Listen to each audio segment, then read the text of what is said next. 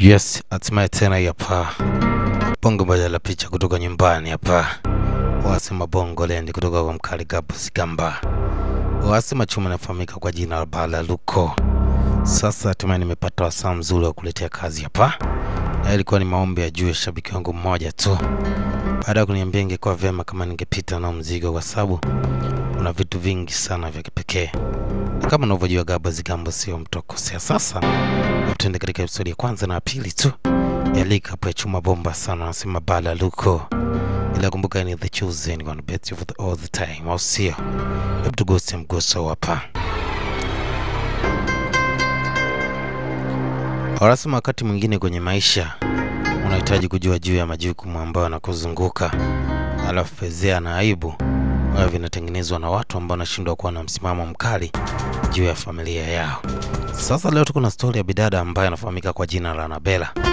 Baada ya kuonekana kuna chembe za kutembea na baba pamoja na kijana ambaye anaishi katika jumba ile ya kasiri ile, aliweza kupata ujauzito, lakini utata ulikuwa ni mkubwa sana, kwani hakuweza kutambua kwa mapema ambaye anahusika na ujauzito kama ni baba au ni mtoto.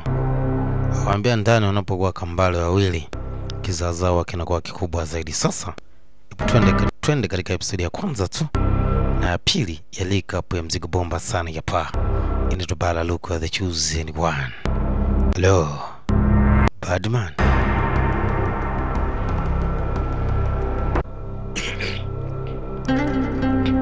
Basi katika utangulizi kuna ndoto ambayo anaiota mtu huyo ambaye ni kama mfalme, yani kiongozi wa kaya.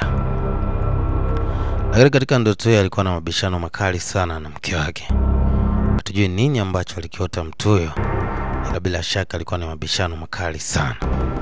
Na baadaye aliweza kufanya kitu ambacho kilikuwa ni cha ajabu zaidi, kwa kuweza kumwangamiza mtu ambaye alikuwa ni kama mke wake baada ya kumwambia juu ya ukweli. Pia kuna askari ambaye shuhudia ile tukio. Hivyo mambo yalikuwa mbadilika zaidi. Ilikuwa ni ndoto moja tu ambayo anaota mkali wa kufahamika kwa jina la Gabo Zigamba. Lakini nje mwanamama ambaye anafahamika kwa jina la Veronica alikuwa anamwambia kijakazi wake ya kwamba anatakiwa kisha na kutoa ukweli juu ya huo ujauzito alionao, kwamba ni nani ambaye amempatia. Lakini baba mzee mzima Gabo baada ya kufika tu aambia mke wake ingekuwa ni vyema kama angempatia muda ubinti ili kuweza kungamua kinagaubaga kwamba ujauzito ni wa nani. Lakini mama alikuwa ni mkali sana mpaka alifikia sehemu ya kwamba anadai kwamba haina maana ya kuendelea kukaa na binti huyo kwa sababu itakuwa ni kama aibu, hivyo lazima hakikisha anamtoa katika jumba hili. Basi baadaye mkali kwa kutumia busara tu alitaji kumtuliza mke wake na kumwambia kwa ni vyema kama angefanya maamuzi ambayo yana usahihi zaidi. Basi kalifanyika kwa kikao kwa familia hapa ili kuweza kujua kinago baga nini ambacho kinachili.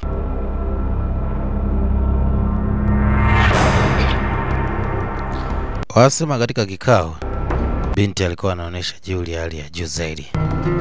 Ni kama mtu ambaye anajiamini sana kwa kile ambacho kimetokea. Lakini pia baba mwenye nyumba alikuwa akimkata sana jicho binti huyo, kiasi cha kwamba inatupa mashaka juu ya kile ambacho kinasadikika ujauzito kwa binti huyo. Lakini baadaye mama alimbana sana binti ambaye anafahamika kwa jina la Annabella kwamba ingekuwa ni vyema kama angeambia ukweli, kwa sababu tofauti na hapo atafungashiwa vilago vyake na kurejeshwa kwa kijijini. Alimwambia tu sio favor kwa sababu umetoka kijiji kimoja na bwana wangu, basi takupa sababu ya kuendelea kubaki hapa. Yule binti adai kwamba kwa sasa hitaji kutoka katika nyumba. Baba mwenye nyumba anasema na maana hicho unachokisikia kina usawa kiasi gani? Binti anasema sasa ondokaje kwenye nyumba ambayo tayari na kiumbe ambacho ni kama zawadi kutoka kwenu. Inamaanisha kwamba mtoto ambaye amempata katika tumbo lake ni mtoto ambaye anatoka katika nyumba. Basi moja kwa moja upande wa pili kuna kijana ambaye anafahamika kwa jina la Jordan. Alikuwa akisoma kitabu fulani, lakini babake alikuwa anamuita sana kwa ghadhabu sana. Basi bwana mdogo ilibidi asogee kule ambako anaitwa na babake ni Jordan. Asema lakini binti akumaanisha kwamba Jordan ndo amehusika. Yachodai ya kwamba mtu ambaye amefanya hiki kitu anapatikana katika nyumba. Basi bwana mdogo baada ya kufika hapa mzee mzima alihitaji kuongea na kijana wake. Lakini pia alimwomba mama ingekuwa ni vyema kama angeweza kumpisha ili apate muda wa kuongea na kijana wake mkubwa Jordan. Anasema hata hivyo nilikuamini sana, ila umeniangusha kijana wangu. Hiyo ilikuwa ni kauli ya mama kwa mtoto. Lakini pia kuna mtu anaitwa Jokola alikuwa anampigia mama.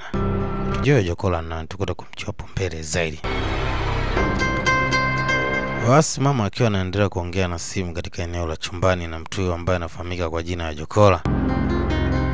Anadai kwamba ingekuwa ni vyema kama mama angeweza kwenda. Lakini mama anajaribu kumwambia angejaribu kukaa mbali kwa sababu tayari ni mke wa mtu, lakini upande wa pili kuna kizaza kizito zaidi. Mzee anamwambia kocha ambacho umefanya ni kama umejaribu kuniaibisha mimi. Anasema lakini baba mimi sihusiki na huo ujauzito ambao unaniambia ni kwamba mimi ndo mhusika.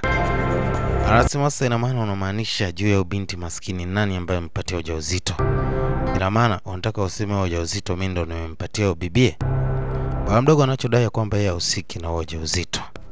Lakini mzee ni kama bado anatumia nguvu sana kumlazimisha bwana mdogo aweze kukubaliana na hicho kitu, mpaka mama alipata mashaka kidogo juu ya kile ambacho mume wake anakifanya. Lakini basi baadaye mwanamama alirudi katika eneo la chumba akiongea na simu. Na hapa mkali aliweza kufika. Anasema Jokola amekuwa bado akiendelea kunisumbua mimi. Na bado ananihitaji. Hii ilimshtua sana mkali wa kufahamika kwa jina la Gabo Zigamba. Sasa nini ambacho atafanya mtaalamu wa kazi, mtaalamu wa zamani zaidi? Lakini kwa chumbani kuna mtu alikuwa anabisha hodi hapa. Sio anayembisha hodi tu kwa bado tujipata kutambua sura yake. Ni baba mdogo ambaye anafahamika kwa jina la Jordan. Anasema mama mimi nahitaji kukuambia ukweli wa kila kitu ambacho kimetokea. Sasa ni kweli gani ambao nahitaji kumwambia mamake? Lakini upande wa pili pia kwa binti anaomba akidai kwamba lazima niseme ukweli. Anasema nitazungumza ukweli. Gabo anamwambia itakuwa ni nzuri. Itapendeza kama utafanya kitu ambacho kitakuwa sahihi zaidi. Lakini pia alimkejeli kwa kutumia kilugha zaidi. Bibi alitoa sana mchezo. Basi wakiwa katika eneo la meza hapa wanahitaji kupata mustakabali wa kile ambacho kinaendelea. Mama anadai tayari ameshaambiwa kila kitu na kijana wake.